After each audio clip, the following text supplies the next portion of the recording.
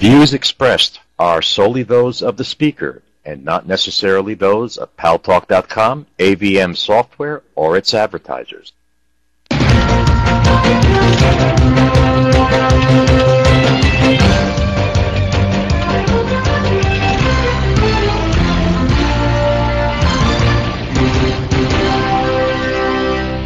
News Talk is online. News Talk Online, a production of Paltalk.com, the largest multimedia interactive program on the internet with more than 4 million unique users on demand on iTunes and on YouTube and on my blog, GaryBaumgarten.com, where you're encouraged to post your comments, whether you agree with yours truly or not. By the way, I put an interesting essay in there today about illegal immigration, and I actually kind of presented it from both sides. And thus far, every single comment was for the proponents of stopping illegal immigration.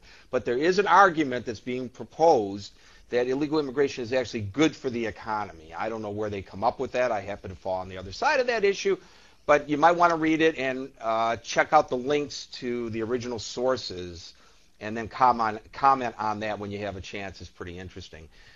And thanks to our good friends at CRN Digital Talk Radio. Can't forget them because they syndicate us to an additional 12 million households. I am your host, Gary Baumgarten. I welcome you to the show. Well, you probably want to know who the lovely lady to my right, your left is. When best-selling author and life coach Karen Salmansohn, Salmansohn. Very good. You have a problem with people spelling your name wrong. I know that. Yes. Wrote the Bounce Back book. She probably wasn't thinking expressly about bouncing back from the recession, but there are 75 great tips in this book about getting over depression, over troubles in our lives, and they can clearly be used in regard to economic setbacks as well. So Karen is the author of 29 books, and she is joining us live now in the studio here on News Talk Online at Paltalk.com. Welcome to the hot seat. I'm very excited. Oh, this is like being on with Bill O'Reilly. You're in the hot seat. No, I'm kidding. It's not like that at all. You know, it's interesting. You write books in a way, and by the way, she designs her own books. It has a red rubber cover. Yes, it does. It bounces. And, you know, and I didn't get it completely. I mean, I understand about bouncing back until... No, I mean the title. Until I forget which tip it was.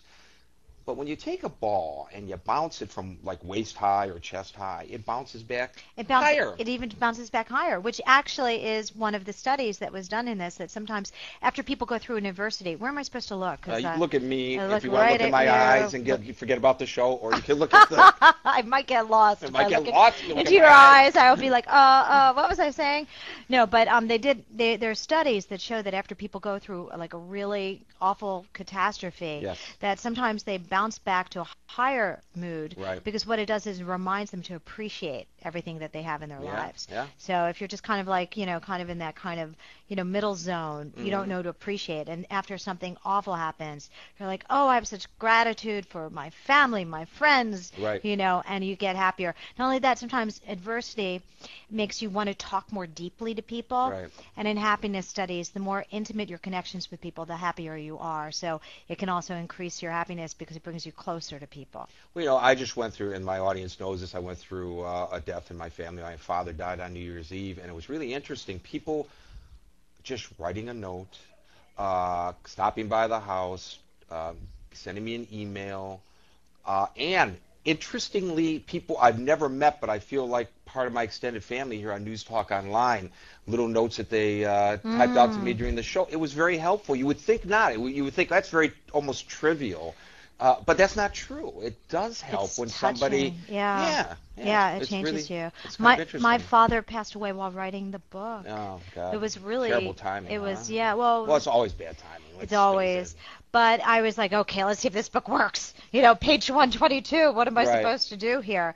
And it was definitely really interesting to write a book on resiliency psychology. But Karen, you came back from some of the worst kind of adversity anybody could imagine, and you continued with your not only the ability to do that, but more importantly, the ability to spread it around to as many people as possible.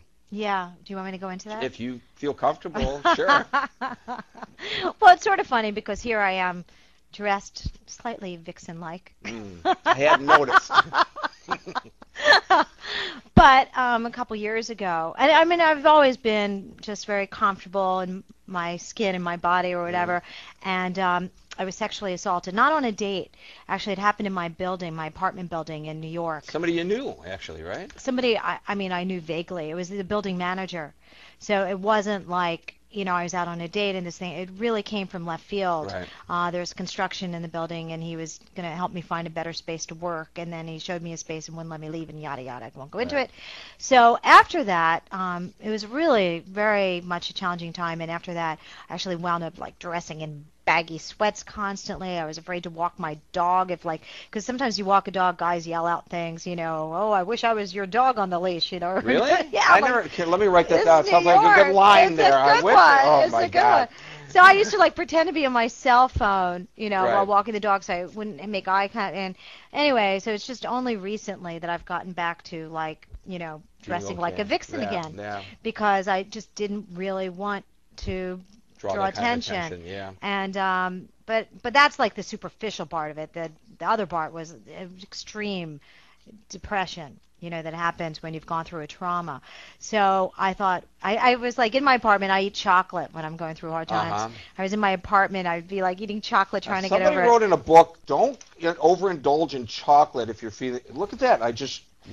Tip number 36, and I have hot cocoa here. Yeah. But I can handle it today. Okay. But anyway. She got depressed over the idea of coming on the show with me, and so she had to have some hot chocolate. Not at all. In fact, it's almost redundant to have something with chocolate in it and see you. You are a charmer. But okay. but anyway, here I was going through this thing, and what I do is I have a hard time feeling anger. A lot of women do. That's an interesting remind me to go back to the anger issue with this.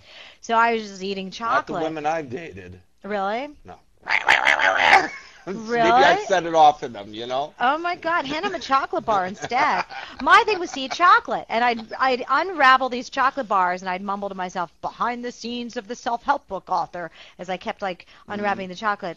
But I decided, here I am, a self-help book author. Let me write about this experience. It will be cathartic, and I can share what I learned with others. So the tips in there is all resiliency psychology across the board. Right. Death, you know, health things, being fired, financial crises, everything that there is to know about resiliency psychology. So the reason I wanted to bring that up is that this isn't just somebody who's pulling this out of thin air. Karen actually went through, you know, some horrible trauma and has bounced back. You know what I like? Recently, a couple people have been saying to me, because I talk a lot about happiness to people, and they say, "Oh, you've had it great in your life. You don't know." But you know, I kind of take that as a compliment that, like, that they can't tell all of the many challenges I've been through. Right. Like, you know, they're like, oh, what do you know? You've had an easy life. I haven't, you know. Well, actually, you point out in the book that a lot of people who have succeeded, like hugely succeeded in life, let's say millionaires, people who've done really well in business, it didn't come easy to them. They hit the ground and had to, you know, dust themselves off and